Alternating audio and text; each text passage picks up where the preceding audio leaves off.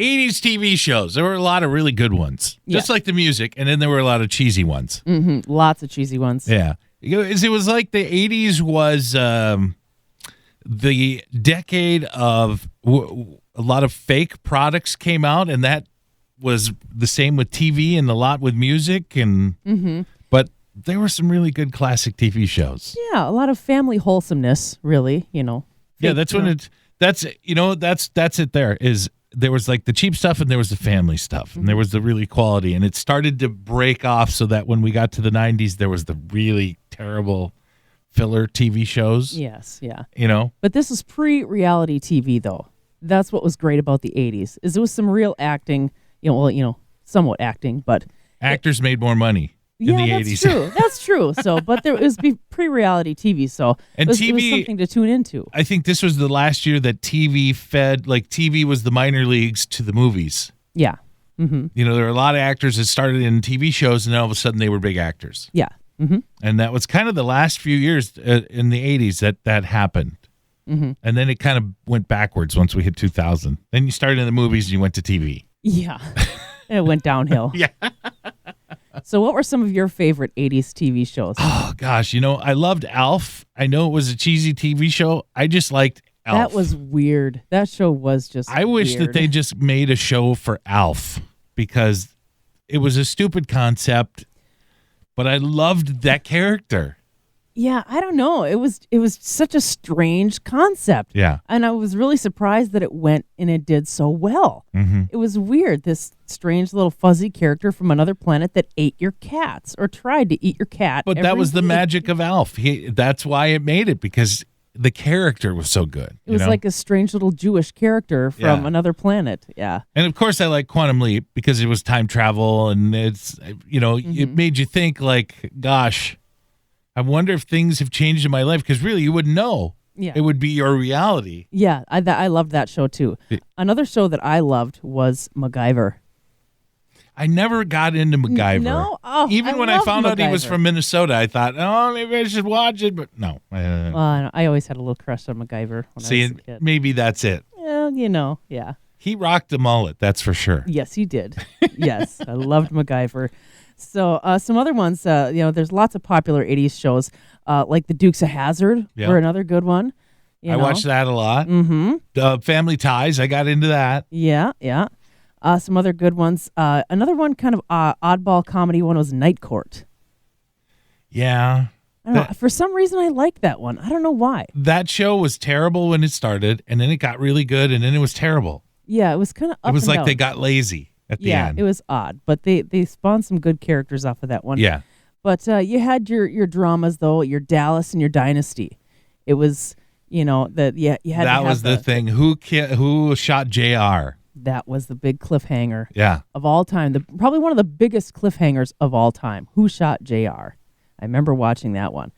But there were some other good ones. Knight Rider in the car, Kit the car. They've never watched that. Really? Yeah. A couple of reasons. I'm not a car guy, and I never got into the Hoff. Hoff? Never did them. Well, yeah, he got into himself enough for everybody, I think. He was into himself enough for everyone. Very true. Yeah. But some other ones, I think these two shows win for me for best theme songs. Okay. The Facts of Life. Yeah. And Jeffersons. Miami Vice had a good theme song too. I was going to say that one too. They had it. Yeah, Miami Vice. Those they three. just had. That was the first show that used rock music that people recognize. Usually like what was it? Wasn't Magnum PI was in the 80s, right? Yes, that one too. Yeah. And their music was cool, but it was music written for the show. Yeah, and the Miami Vice one actually charted. It actually wound up on the Billboard charts. Yeah, as a topping song. Yeah. So did the album, full of songs from the show, and there were songs written just for the show. What was it? The Glenn Fry? Was it "You Belong to the Night" or something like that? Something like that. Yeah. Sheena Easton did a song. Sheena Easton did one, and they were songs written for the show, but then they also mixed in like modern day songs, top 40 songs. Yeah. So see, that's why the 80s were so great. I think it was a lot of cocaine involved in the 80s, too. There was a lot of drugs in the 80s. And so maybe that explains where Alf came from. You know, could be. Hey, man, I got this idea, man. It's a a lot little of furry drugs. guy that's an alien and he eats cats. Oh, I love it, man. That's great. Pass it over. Run with it. And the Cosby Show was in the 80s. Yeah. And even though Bill Cosby's in trouble and all the things that he's done, weird now. just It's here's the weird. thing: is everybody thinks if you like the Cosby Show, then you're supporting Bill's attitudes, and that's not it. I love the Cosby. I did too. Everybody loved Fat the Cosby Albert Show. was on. Fat Albert was a cartoon yeah. in the loved it, and it had great life lessons. And just because it was a great show with great messages, just because it's Bill Cosby, you still can like it.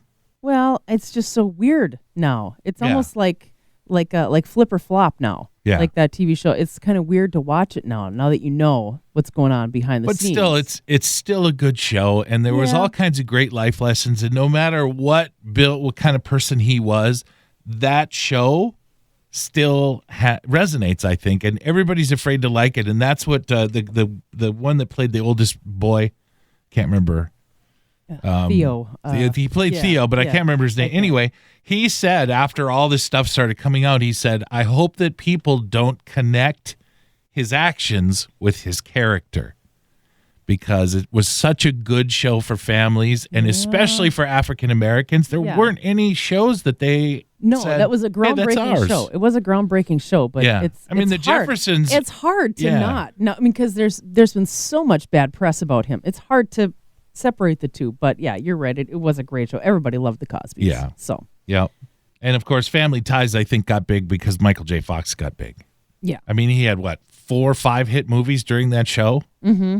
It was a good show, don't get me wrong. Mm-hmm. But I think it got better once everybody connected Michael J. Fox to it. Yeah. Yeah. So the 80s, the bygone era. I know. Good shows. Great shows. I just all I want is to get the uniform for the Greatest American Hero. I just thought that was a cool thing. They had to come up with a new hero and a new logo, and they did it. Yeah. Oh well. As long as the clothes don't come back, we'll be fine. What is your favorite 80s character? Favorite 80s character? Yeah, I know I said Alf before, but I got to go with Jim Ignatowski from Taxi. You know, the guy that winds up playing Doc? The drunk that drives the cast. That's a good one. Yeah. I loved it because the dude was always laid out on something. I mean, his character. He was on something. But he always had the greatest advice. Yeah. You know, I would say that you're probably, I would say that gets my votes too. But I would say maybe the Different Strokes kid. Oh. Arnold? Yeah. Arnold. He was a character. What you talking about, Willis?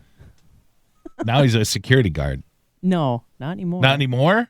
He died. No, but I mean, like before he died, he was a security guard, wasn't he? Yes. Yeah. Unfortunately. Different strokes, I guess, right? For different folks.